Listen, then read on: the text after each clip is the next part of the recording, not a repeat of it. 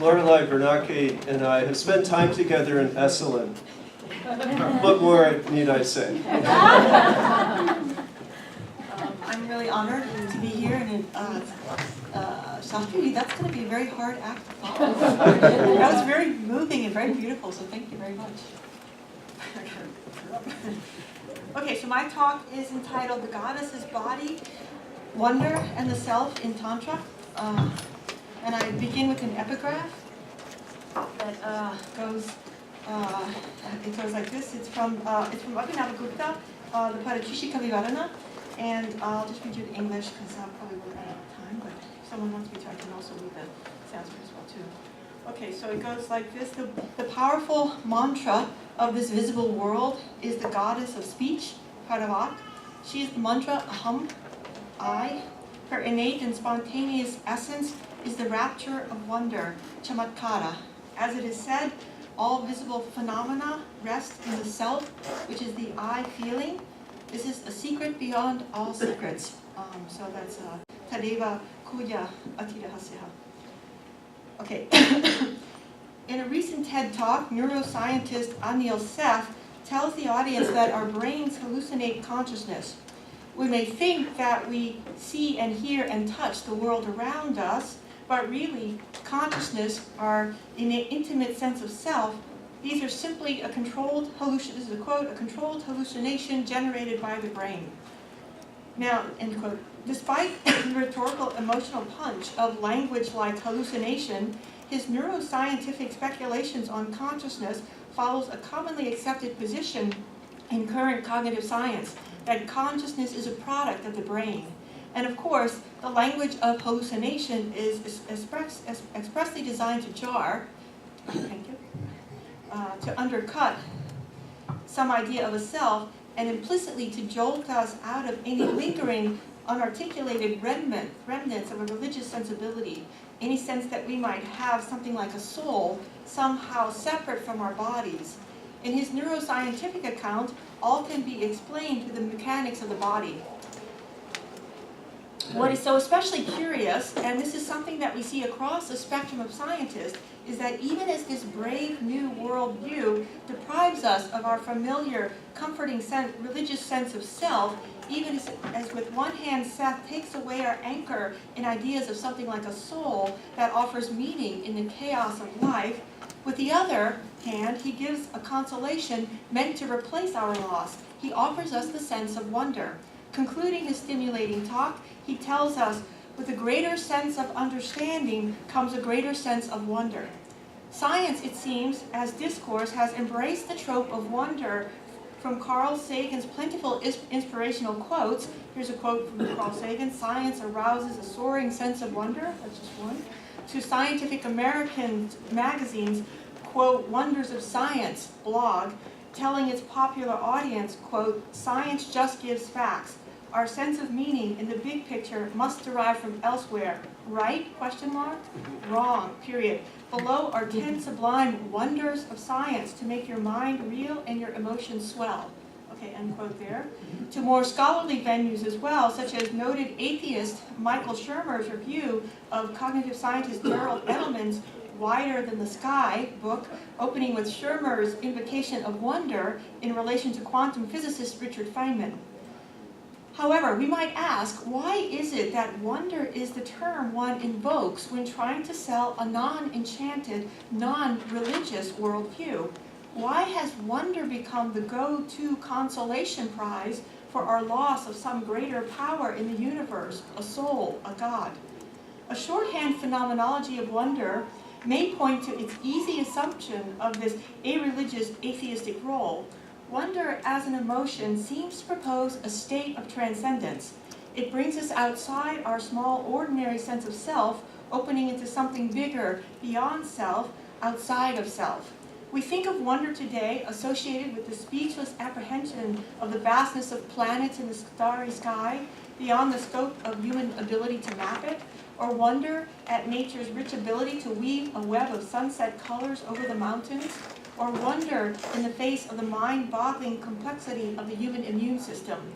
And while the affective significance of wonder certainly historically fluctuates, as Daston and Park amply demonstrate, yet a general depiction of wonder is traced with speechlessness and transcendence, leaving us in its wake with mouths gaping wide.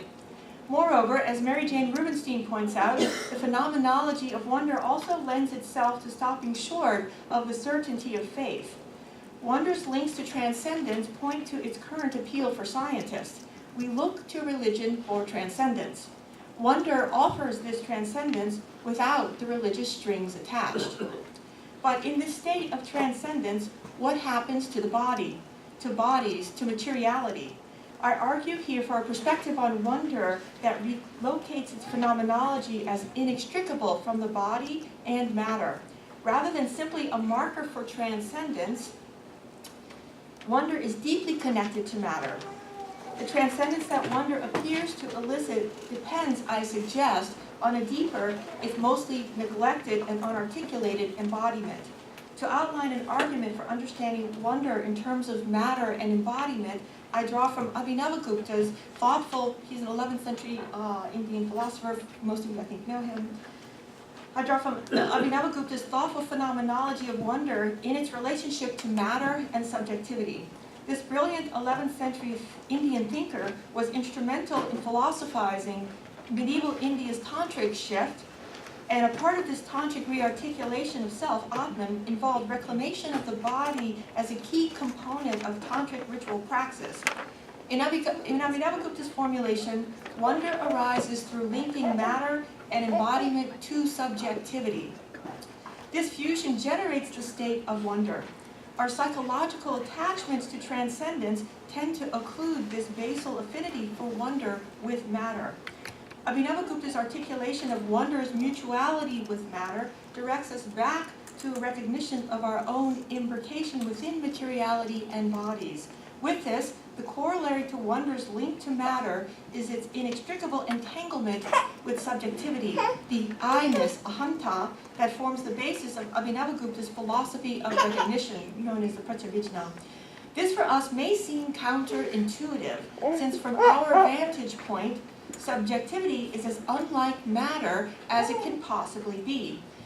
Abhinavagupta's non-dualism nudges us towards a materiality underwritten by a deeper liveliness that only a non-dualism that embraces the world, that is, a tantric perspective, could engender. In this, he proposes wonder as something like a phenomenological portal that makes bare an essential subjectivity undergirding everything. His foundational non-dualism discovers subjectivity not only in our own self-aware thoughts, but also as an enlivening force, a secret sharer embedded within the materiality of bodies and objects. With this also comes an understanding of wonder as fundamental to the basis of sentience of life. For this paper, I discuss this Tantric tradition's articulation of wonder in relation to four aligned components. First, I look at wonder's embeddedness within the body and matter.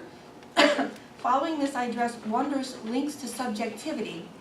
After this, I discuss wonder as it specifically links to the goddess. Finally, I look at wonder's function as that which generates sentiency, that which makes bodies alive. More can certainly be said than I will have time to say about wonder's links to sentiency. Moreover, the short space of this paper does not attempt to address in depth wonder in relation to agency either, and this is something that I'm leaving this for a later version of this paper. Okay, so to begin with wonder and bodies, it is perhaps not surprising to find wonder in this medieval Indian tradition foundationally linked to matter and bodies, given wonder's close affinities with aesthetic experiences and their concomitant sensory emphasis. As Giraud notes, wonder, camatkāra, plays an important role not only in Abhinavagupta's philosophical considerations, but also in his writings on aesthetics with its appeal to the senses and sensory experience. And Michel Hulin notes that wonder arises as one of the rasas, refined aesthetic experiences, again linking wonder to sensory aesthetic experience. Similarly, David Shulman points out physical signs accompanying wonder, again the term here is camatkāra, and its physical elements, including, this is a quote, bodily trembling, horripilation, joyful movements of the limbs, etc. End quote. In this context, Lin Bansat Budan notes also that wonder comprises both mental and physical components. And Navjeevan Rastogi, in his study Rasanubhuti Pratibhanake Rupamim, also explicitly connects wonder to the body. How might we understand this? For Abhinavagupta's dual aspect non-dualism, knowledge, jnana, and activity, kriya, form the two poles linking subjects to objects. In this schema, as we might expect, kriya, that is activity, links to matter, objects. Interestingly here, however, Abhinavagupta structurally links the experience of wonder to matter, rather than, as we might anticipate, to a transcendent experience of knowledge. The speechlessness and transcendence so familiar to our images of wonder are not to be found here. Commenting on the Ishvara Pratyabhijñā-karika, Abhinavagupta explains, even those who have, this is a quote from Abhinavagupta, even those who have attained the supreme, highest level of pure consciousness still lack a capacity to act. They lack free agency, freedom, svatantriya.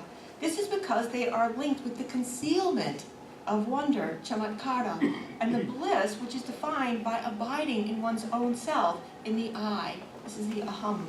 This is the highest goal. Okay, end quote. And for consciousness, the term here, for those of you who will care, the term is samvin. Wonder here functions to enable a capacity to be in the world, to act, to be an agent, kartra, rather than simply a knower. Wonder is thus the signpost of genuine free will. The logic here operates on a principle that sees activity in the world as the outcome of the movements of material bodies, with material effects. This logic is not so foreign to our own. Our contemporary understanding of matter follows this understanding of material causality as connected to material effects as well. It makes sense. However, what is curious here is that Abhinavagupta links this material causality to a state of wonder, itself linked to subjectivity. Agency, the capacity to act, arises out of wonder. On the one hand, it stands to reason that if agency is linked with wonder, then free will is also implicated with wonder, given that agency is foundationally dependent upon free will. But how does wonder connect to materiality in the first place? For Abhinavagupta, wonder is the expression of a foundational subjectivity. As he notes, wonder and bliss, which is defined by abiding in one's own self, in the I. This foundational subjectivity gives rise to inwardness as awareness, and outwardly to external objects. Following Utpaladeva, who says, this is a quote from Utpaladeva, who says, in this way, kriya, action, functions both internally and externally. Abhinavagupta comments, and this is quote Abhinava, the form of consciousness can, out of its own freedom, appear both externally and internally. The writer of the Vivritti states, both knowledge and action are connected with the elements of the physical world. So here again, there's this idea that that knowledge and action are both seamlessly connected to the physical world. And again, you see the words, for consciousness here, the word that he uses is chidrupa, okay, form of consciousness, and again, freedom, svatantriya. Thus, objects are the external expression of consciousness. The physical world is not a fundamentally different reality from consciousness and awareness, but instead of a piece with it. Bansat Budan also notes that Yogaraja, commenting on Abhinavagupta's Paramarthasara, aligns subjectivity inextricably to the state of wonder. And here the term that Yogaraja uses is parahanta camatkāra. So the I as the supreme connected to wonder. In this case, moreover, this wonder gives rise to the multiplicity of things all around us. Here Shiva, the self of everything, this is a quote, is one's own state of wonder, which expands outward to make the diversity in the world around us. So wonder is connected to the multiplicity of subjects and objects in the world. Similarly, Yogaraja tells us that the four principles classically connected to matter, namely prakriti, often translated as nature, Secondly, Maya, the principle of illusion fundamentally generating the world. Again here, we can note Maya's connection with matter and the material world, conceived in expanding multiplicity. Thirdly, Shakti herself, the primordial energy understood as the genetrix of the world and matter. And finally, the earth, that quintessential emblem of materiality as well, all have as their essence wonder, which is the nature of subjectivity. Again, the term here is ahanta camatkāra in compound. So all of matter is underwrit by wonder connected to subjectivity. The material world in this sense harbors an essential subjectivity. That subjectivity is experienced as wonder. So here we see the structural equations of materiality with wonder and subjectivity. Now this might sound a little bit like a primordial animism, that every time you have an object, like a glass, or water, its innate liveliness, as we just saw, is underwrit by this wonder and this subjectivity. I argue elsewhere that linking subjectivity to matter is ultimately how Abhinavagupta manages to solve the hard problem. For those of you not familiar, that would be David Chalmers' work. The hard problem is how to connect the mind to the body, to link consciousness to bodies. For now, in any case, Abhinavagupta's conception of wonders links to matter and bodies is not an outlier for his tradition. He formulates this understanding of wonder in keeping with the thought of his grand teacher, Utpaladeva. And Utpaladeva, glossing the Shiva Drishti of Somananda, tells us that the expansion of the universe arises from joy that is wonder, camatkāra, again. Indeed, the opening verse of Utpaladeva's commentary praises the god Shiva as the one who generates wondrous things. Here the term is abhuta, who creates the universe on his own body. Divine bodies seem especially akin to wonder. And later, Kshemaraja, the disciple of Abhinavagupta, commenting on a poem of Utpaladeva's, links wonder to materiality as well. In this poem, Utpaladeva's verse poetically equates the name Shiva, Utpaladeva's beloved deity, with the experience of the joy of all sense objects. Kshemaraja glosses this sensuous joy as wonder. Wonder is the bliss connected to the world. And the Sanskrit here is Jagadananda Chamatkāra. So again, worldly bliss connected to joy. So now I'm going to shift into wonder and subjectivity to play with how that link works. Okay. So the key to understanding the phenomenology of wonder looks to be an intuitive understanding that these writers have about how our own subjectivity engages that which exists outside of our familiar internal mental stream of consciousness. Wonder is a kind of bridge state that links us to all those things that stand outside of the demarcated sense of self. That's why the wonder that underlies this glass allows me to connect to the glass and experience its innate wonder as well, which is the I-ness. In this respect, wonder seeks to point us to a deeper awareness of self before the mind jumps in and builds border walls, closing off and demarcating itself as self-proper against that which is other. The state of wonder reclaims the object as other, reminds us that the object, insofar as it phenomenologically is a part of our awareness, is also necessarily I as well. It is in this way that wonder as a state both undergirds the materiality of the world and at the same time points back to a pluripotent, expansive subjectivity. Thus, in the Ishvara Pratyabhijna Vritti Vimarsini, Abhinavagupta tells us, and here's another quote, wonder, in fact, is just unrivaled resting in one's own self. Apart from Abhinavagupta's coupling of wonder with the self and subjectivity, Jayaratha, in his 12th century commentary on Abhinavagupta's Tantra Loka, the Light on Tantra, also explains this expansive subjectivity as, and here's a quote from Jayaratha's commentary, as shining abundantly in everything, as the dense wonder of supreme joy, which takes on simply the form of one's own experience. And for experience, I'm translating anubhuti, and then again we have the same compound, or similar compound, ananda camatkāra kanatvena. Okay, and that's for the Sanskritist out there.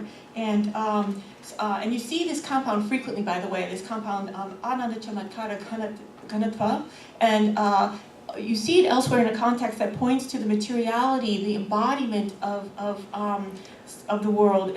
The materiality of the world is connected to bliss. Okay, so you've got wonder, matter, and the self, always connected here again and again and again.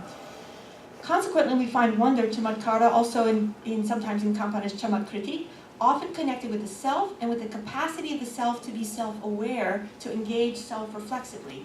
So again, in Abhinavagupta's Tantrasara, the essence of Tantra, discussing how the ego, the ahamkara, evolves to come into existence, Abhinavagupta notes that his philosophical school, unlike the more mainstream Samkhya philosophy, understands the I, aham is the word here, to entail not only awareness, but also to comprise a sense of agency as well.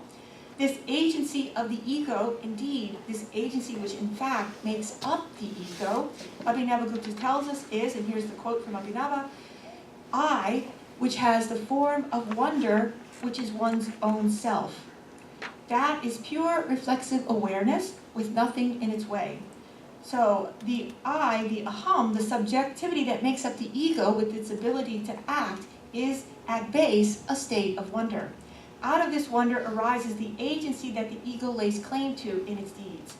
Okay, so now let's move into wonder in the goddess.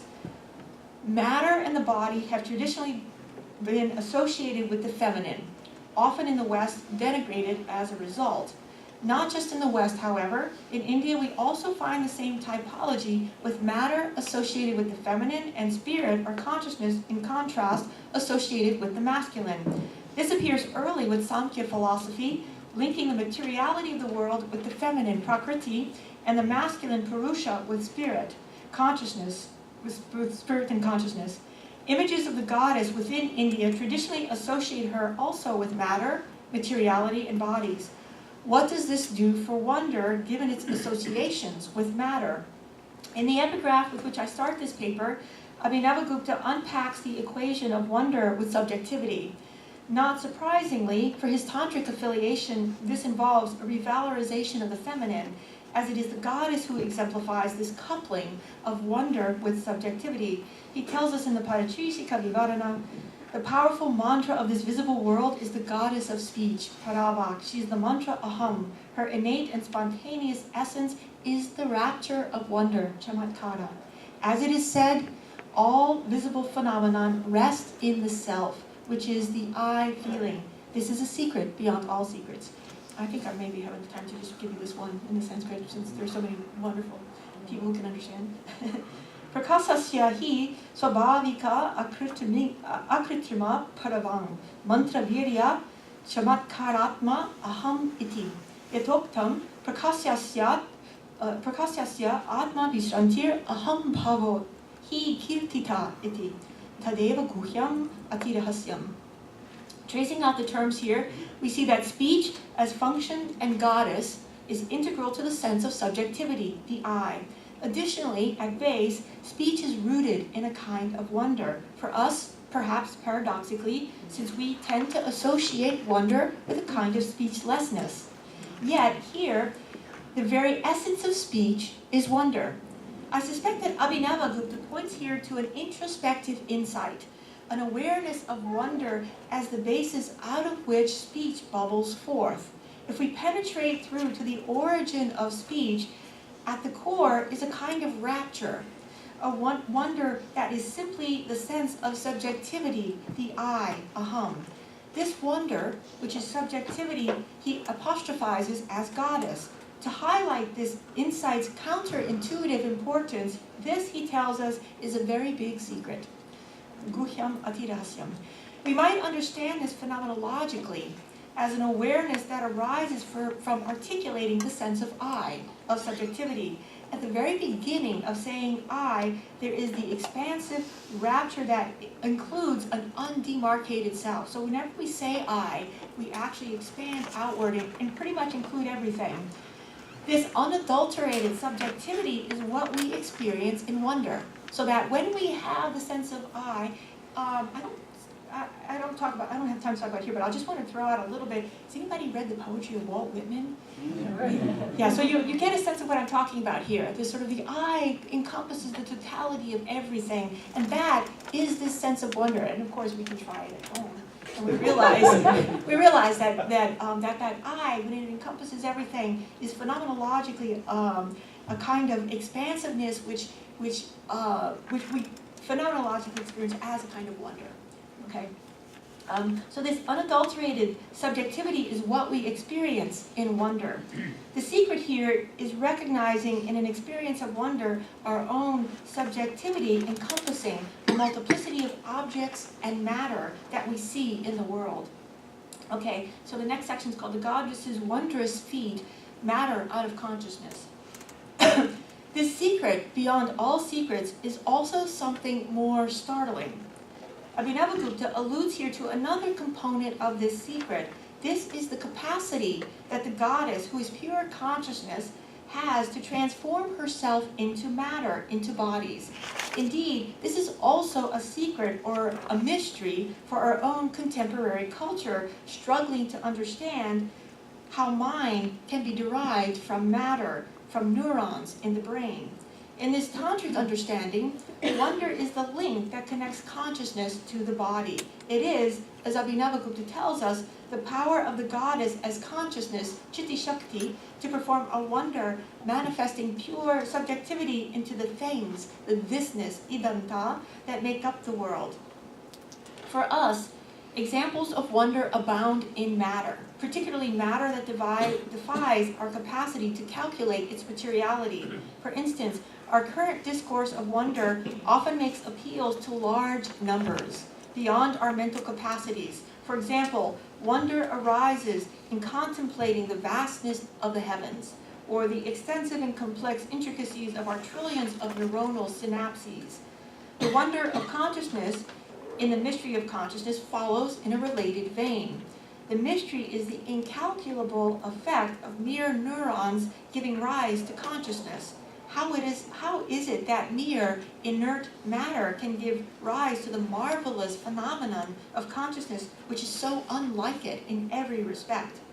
For our theological Kashmiri Shaiva authors, on the other hand, rather, the great wonder our non-dualist authors invoke is instead the obverse. How is it that consciousness can give rise to bodies?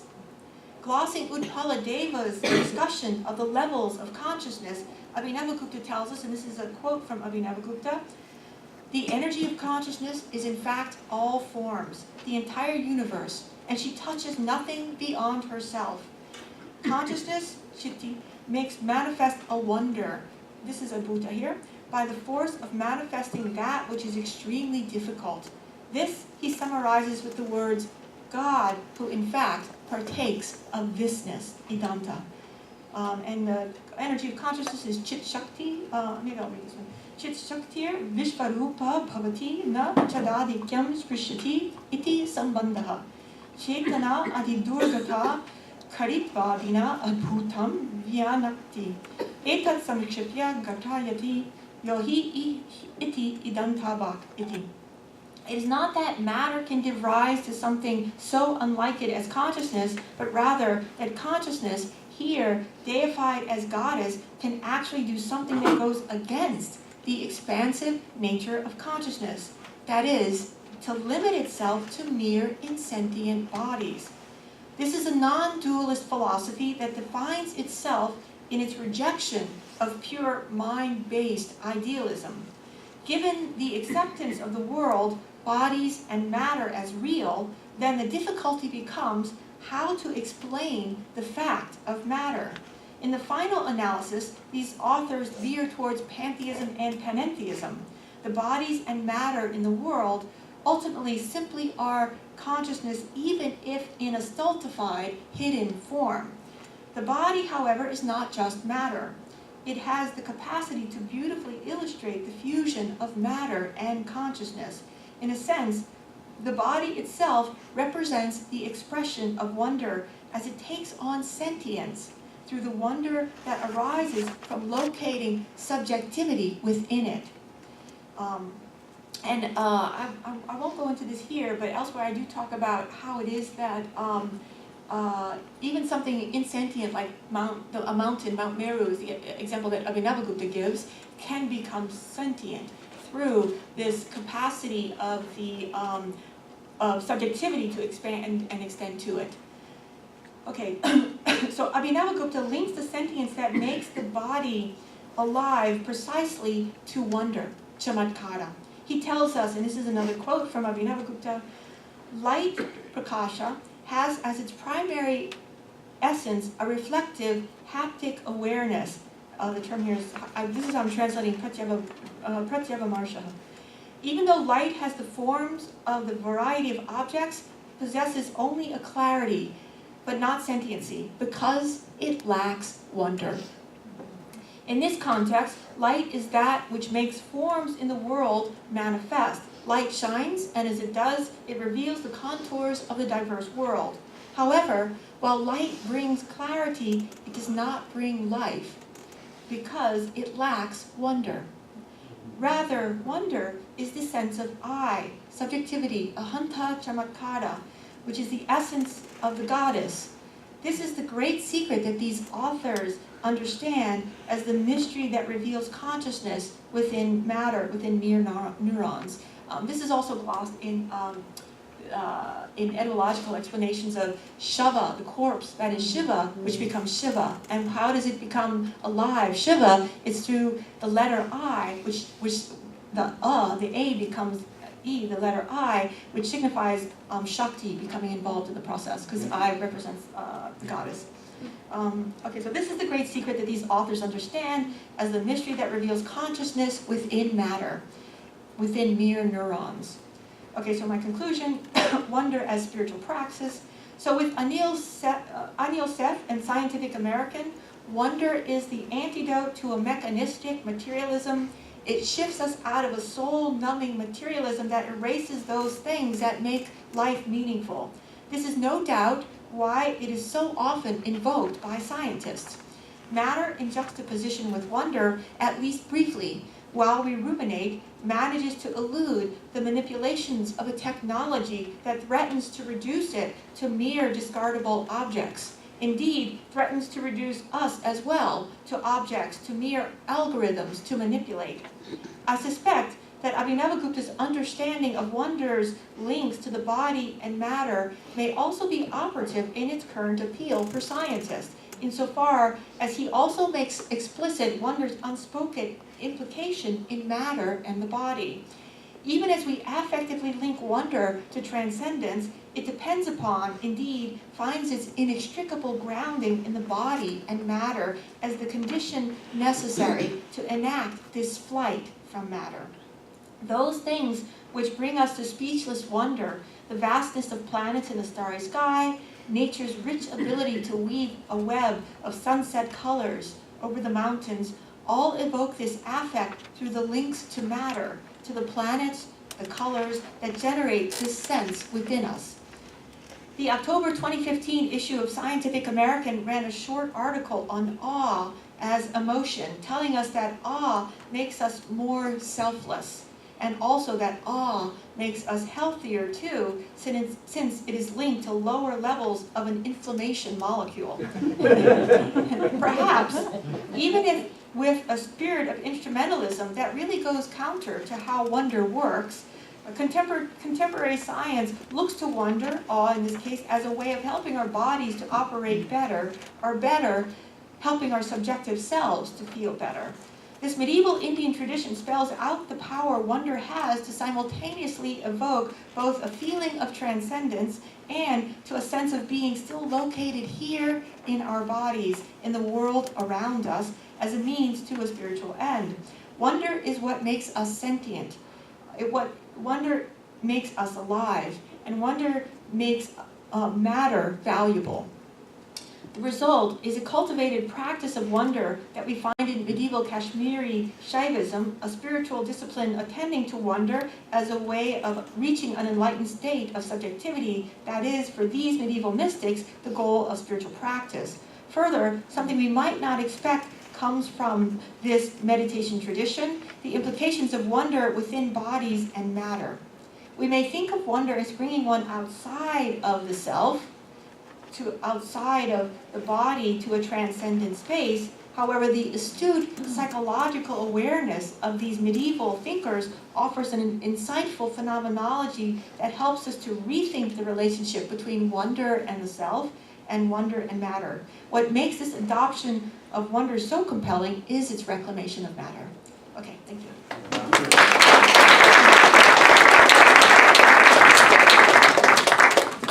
I'd like to correct my earlier flip introduction by saying that she's a graduate of Princeton, did her PhD at University of Pennsylvania, and what we were doing at Esalen was working on a book about panentheism. It's a marvelous, marvelous contribution to the literature. She's professor and sometimes chair of religious studies at University of Colorado. You've been chair for one semester. She was chair at Boulder. So let's take a couple of questions. Oh, thank you very much. That was very awe-inspiring.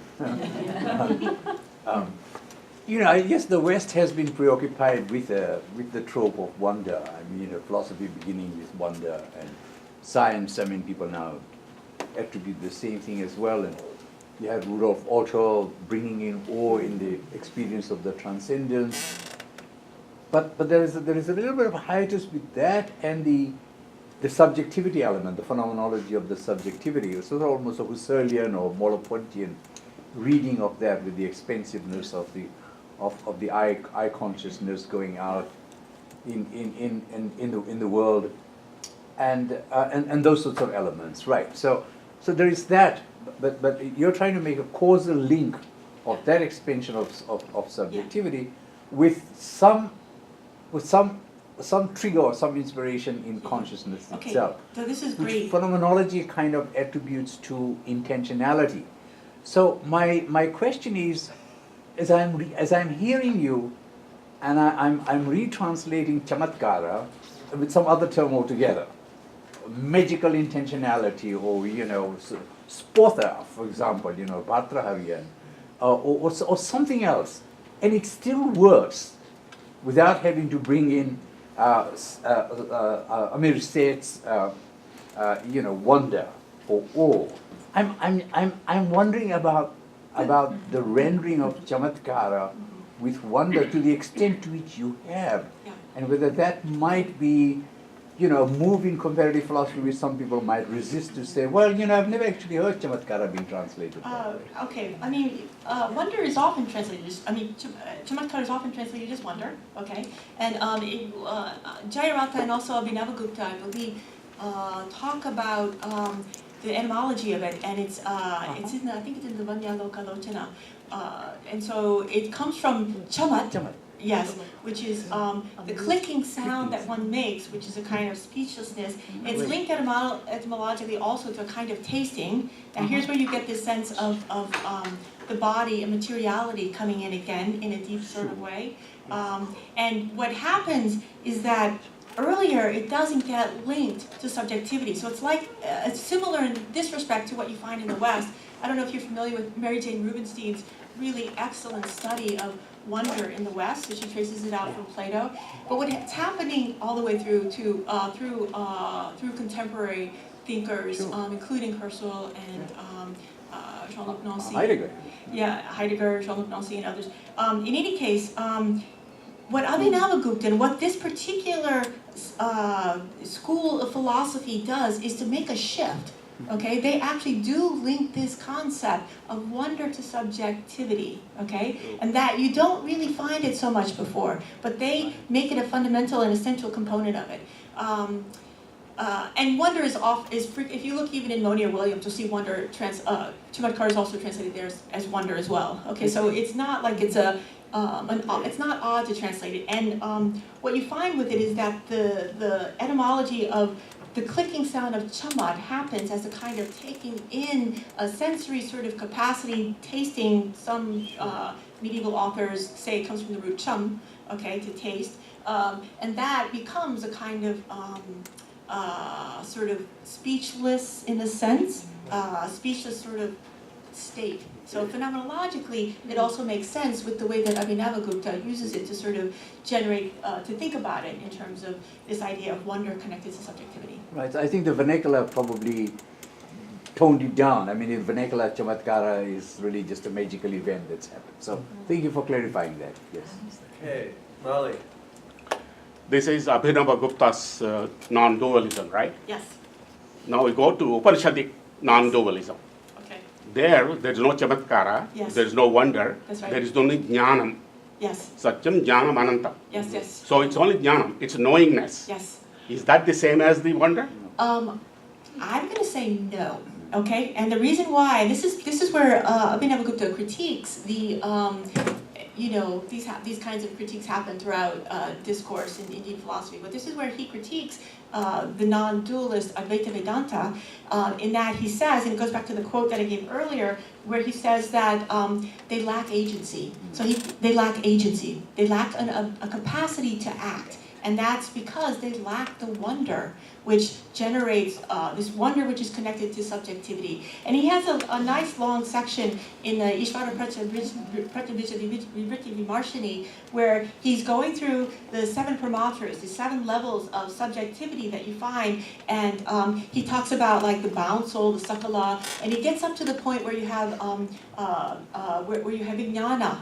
Akala. Okay, so the soul, and these are similar to people who attain pure knowledge, okay, which would be the enlightenment, presumably, that you find in the Upanishadic Advaita Vedanta. And he critiques this, and he says, yeah, they reached a really high state, but they lack a capacity to act. And I think the word he uses there is kartara. They're not doers, they're not agents. Okay? And because they lack this capacity to act, they haven't reached the highest state. Okay, we can call that the kind of inclusivism that you find within Indian philosophy, where one school says another school hasn't quite gotten to the level that we've gotten to. Okay, and that's you see this. This is what he says about this, and this is how he sort of distinguishes his own school, both from Buddhist as Vijnanavada, talking about consciousness as simply as a sort of awareness that perpetuates through a continuum santana, but also it's also a way of distinguishing his school from Upanishadic Advaita Vedanta, and how he is asserting that his school has something a bit more to offer in that respect. Great question, though. Thank you very much. That's a really good question. One more question. See, in one place I don't remember, Abhinavagupta says, Sakalam Shivamayan Jagat. Yeah. Then what is the difference between Sakalam Shivamayan Jagat, Yeah. Sarvam Khalvidam Brahma of the Vedanta Upanishad? Okay, that's great. Same experience. Right, Really but great. Now this is a wonderful question, because you notice what he's saying there, Sakalam Shivam Mayam Jagat. So he's got the world in there again. That's the difference, because he brings this Jagat back, he brings the world back in, which you don't find in the Upanishadic statements. Sarvam, okay, it's true, Sarvam Idam Kalu. Idam means Jagat. Idam, yeah. Idam means Yeah, yes, okay, but it's not interpreted that way, whereas Abhinavagupta wants to make it explicit by bringing this Jagat back in. And also you'll notice, if you look at the opening, the Mangala verses for, I think it's for the Karikas, the Ishvara Pratyabhijna Karikas, and Abhinava's commentary on this, I'm trying to remember exactly where it is, but he actually says this whole world is the body, the Vampushe in the body of Shiva. So again, he keeps bringing these bodies back in. And when he brings in the body, what he does is he brings in agency, ability to act and be in the world, and he brings in matter. When he brings in the body, even if it's Shiva's body, he's bringing matter back into the equation. And with that, he's bringing in a capacity to have the world be real, and to also have matter be important, and also to have us be able to act in the world. So yeah, that's also a really good question. Thank you. Okay. Amazing. Wonderful.